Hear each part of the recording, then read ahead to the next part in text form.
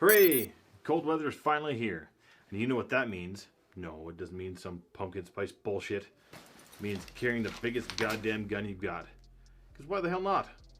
This is America. Now, wintertime can mean different things in different parts of the free world. Sorry, Canada, you don't count. But there's still a change in temperature that we have to deal with. While you may not wear a big-ass winter coat like this in Arizona like you would in Alaska or Wyoming, you are still likely dressing in more layers of some sort to stay comfortable. And even if you are a tough guy and you don't want to wear a jacket, you should anyways, because it helps you conceal a bigger gun. Plus, your mom would want you to.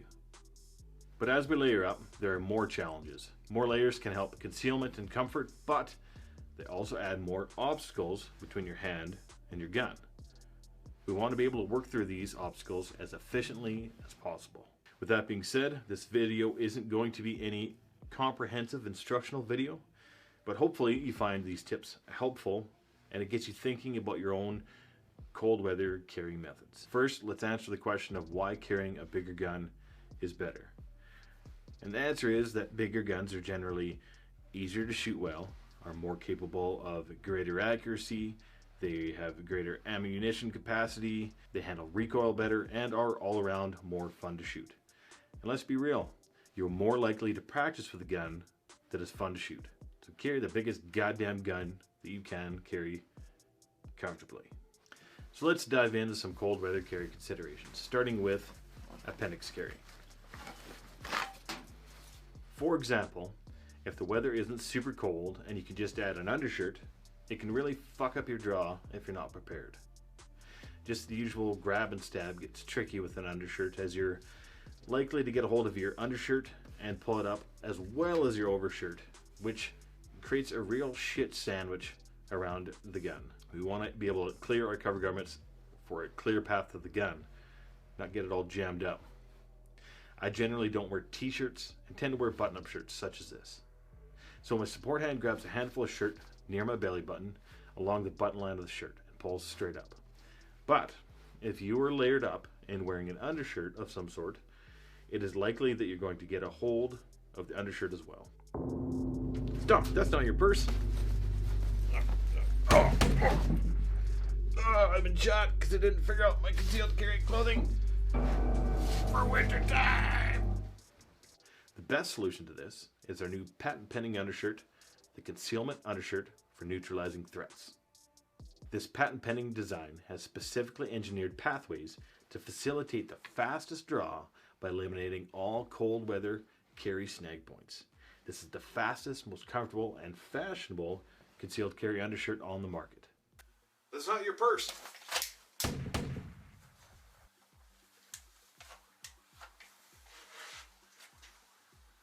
Thanks, cunt. This version is our tactical green color and is easy on the pocketbook at just $5.99. $99.99. And it's probably even made Space Age polymers. But seriously, the only true way to get around things like this is with practice. If you put in the effort to practicing and testing your carry method with your clothes, not just range clothes, you'll see what works and what doesn't. Tighter fitting undershirts can help out in this scenario, and the claw method of grabbing your shirt can mitigate accidentally grabbing your undershirt as well. But the problem with claw method is it doesn't always work with shirts that are less elastic, such as button-up shirts. They can get hung up on your gun, belt clips, or even your body more easily than t-shirts do. So you still need to put in the time to test it for yourself, which is why we suggest doing a minimum of 4.879 draws every morning after getting dressed. The number doesn't really matter, just do some practice runs. You'll see which clothes work and which ones don't. If you have a certain dress code to adhere to, that makes things trickier. You may have to either change the brand of your shirt, the type of material, or the size to find things to work around your clothing to get the smooth, fast draw. The shirt seen in this clip seems to get real slippery when my hands get cold and dry. But this 511 shirt doesn't seem to have that problem. Just another reason to get out and test your stuff, not only in dry fire, but also at the range. Testing in the conditions that you're likely to see in your everyday life is very important. Jackets can be the easiest way to stay warm and concealed, but they can also change the process of the draw as well. If I keep a jacket open, it's not too hard to sweep that jacket out of the way with your firing hand, while your support hand does its usual thing to clear your shirt.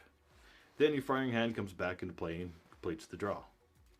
The trick here is to be as fluid and quick as possible so that your cover garments don't fall back in the way of your draw. It takes practice and will no doubt slow your draw slightly, but with a little bit of time and effort, it's not too difficult to get close to a 1 second draw if you put in effort. If it's colder and you want to keep your jacket closed, you might be able to keep essentially the same draw as with your normal summertime cover garment, but with a little more effort and some slight adjustments.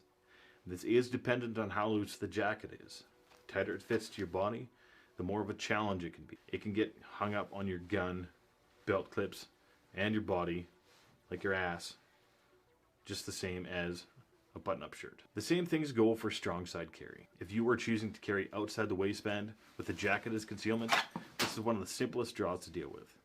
Extra layers of shirts don't really get in the way here, so as long as you can scoop your hand inside the jacket and rapidly clear it out of the way, then you have a clear path to the gun. This is also probably the simplest one-handed draw, which is something that we should all be practicing regardless of our carry position or clothing. But something to consider is whether or not you'll be wearing that jacket all day. If you're thinking that you can finally conceal your Desert Eagle just by wearing your jacket all day, you might get to work and find out that the ladies in the office have turned up the heat to roughly the temperature of hell, as women are wont to do. So consider this when choosing your clothes for the day, and make sure that your setup works for concealment for the entire day through all of your activities. If you can get away with just a hooded sweatshirt, then your draw is likely to be as close to your warm weather carry as it can, just with some added weight and a little bit more restriction. Usually, sweatshirts have enough play in them not to get hung up too bad. Usually a little bit bulkier, but also a little bit more loose fitting, so grabbing a good handful of that and moving it out of the way doesn't take too much practice, but it takes some.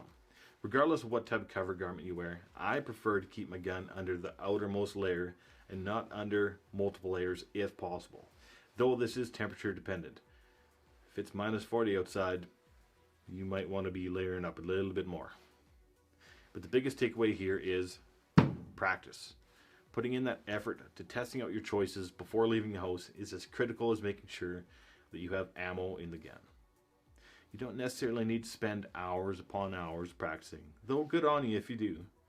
But doing some dry runs after you get dressed, before you load the gun for the day, is always a good idea. Hopefully this helped you out in your cold weather carry choices. And if you need to pick up a new concealed carry holster, check out the links in the description below. We can hook you up. If you've made it this far, we'd really appreciate it if you hit the like and subscribe buttons, as well as the bell for notifications, as it really helps my self-esteem. Thanks a lot for watching, folks. Stay safe and shoot straight. Seems like I'm missing something.